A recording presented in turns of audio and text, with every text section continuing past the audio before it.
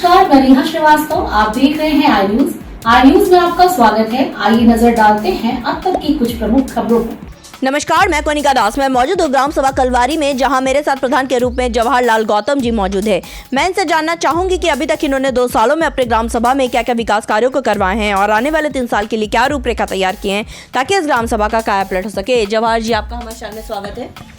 धन्यवाद आपको। आपने अभी तक 2 सालों में अपने ग्राम सभा में क्या क्या विकास कार्यों को करवाया है? हमने तो पहले विकास कार्य के लिए ये योजना बनाई कि हमारे यहाँ पंचायत भवन नहीं बनाया गया था 60 सालों तक, तो उसमें बहुत समस्या हो रही थी। उस समस्या का समाधान हमने किया। श्रीमान अपने एसडीएम साहब के सहयोग से ज़मीन खाली कराया। खाली कराने के बाद वहाँ पे पंचायत भवन निर्माण करा दिया है। थोड़ा कम बाकी है और पेमेंट अभी तो जल्दी ही मिला है। इसमें हम लोगों को पेमेंट में बहुत दिक्कत होती थी, लेकिन सरकार 6-7 महीने के बाद बजट दिया।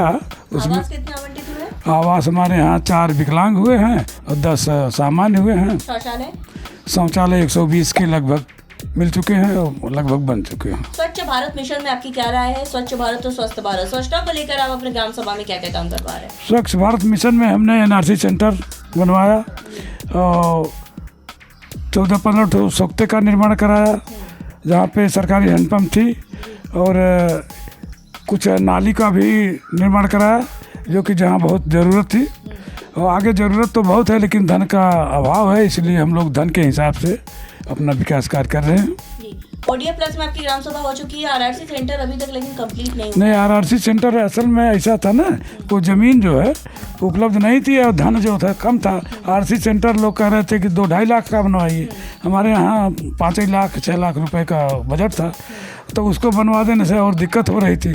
उसमें लेना था गाड़ी भी, गाड़ी का भी दाम ज़्यादा था, तो इसलिए हमने समझ बूझ के छोटा सा आरसी सेंटर बनवाया और हाथ वाला ठेला मंगवाया।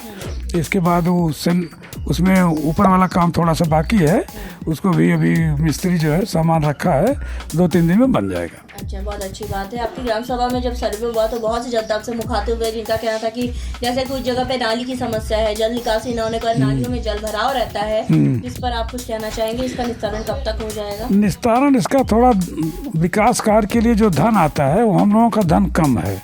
धन जो था भी वो 30% कटौती हो गई। उस कटौती से हम लोगों को परेशानी होती है। अगर पूरा धन होता तो विकास कार्य के लिए हम लोगों को और सहयोग मिलता। अगर मैं स्वास्थ्य की बात करूं तो हमारे उप मुख्यमंत्री ब्रिजेश पाठक जी स्वास्थ्य मंत्री भी हैं, स्वास्थ्य के प्रति काफी जागरूक है। आप अपने ग्राम सभा में स्वास्थ्य को किस स्तर पर बेहतर ले आना चाहेंगे? स्वास्थ्य को बेहतर लाने के लिए तो मैंने शुरुआत हुई जब, तो मुख्यमंत्री जी जब शुरुआत किए तो उन्होंने एक ज़िले में बड़ा हॉस्पिटल बनवाने का वो किया, तो उस हॉस्पिटल के लिए मैं प्रयासरत रहा। हॉस्पिटल तो लखनऊ में जा रहा था, मुख्यमंत्री द्वारा वहाँ पे नामित भी कर दिया गया था, लेकिन हम लोगों ने अथक प्रयास किया। उस प्रयास से मेरे ग्राम सभा में 100 बेड का हॉस्पिटल बन रहा है, उसमें काफ़ी काम चालू है। मैंने तमाम परेशानियों के साथ, कुछ ज़मीन कम हो रही थी, उसमें विनिमय वगैरह करा के ज़मीन दिया और ज़मीन उपलब्ध है, कार्य चल रहा है। बहुत अच्छी बात है, अच्छा लगा सुन के, ये जान के। आपका कोई ड्रीम प्रोजेक्ट, आपका सपना जो आप अपने ग्राम सभा के लिए करना चाहते हैं, जो किसी प्रधान ने नहीं किया पर आप करना चाहते हैं? वो ग्राम सभा में मैं ऐसा है कि एक नया पर्सनल चल गया है। पर्सनल में लोग शादी विवाह जो है अक्सर शहरों में जाके करते हैं, क्योंकि उसमें शादी विवाह का मैरिज हॉल गांव में नहीं उपलब्ध होता।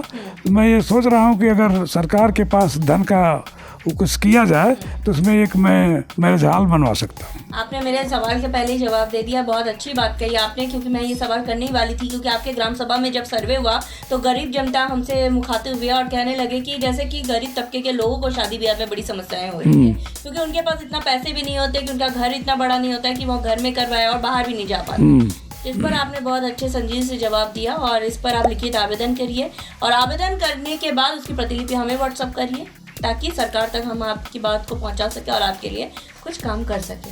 अच्छा, ये बताइए कि आपके यहाँ कोटेदार और लेखपाल कैसे है, उनका क्या नाम है? कोटेदार हमारे यहाँ मीना कुमारी करके हैं, वो महिला उसका नाम है। काम तो विकास और डब्लू करते हैं। इस सब पहले तो वो ठीक ठाक नहीं किया करते थे, लेकिन मैं जब से प्रधान हुआ हूँ तब से वो कार्यकाल उनका ठीक चल रहा है। क्योंकि इसके पहले उनसे जब मैं कुछ नहीं था तो कोटे के विषय में लड़ाई हुआ करती थी।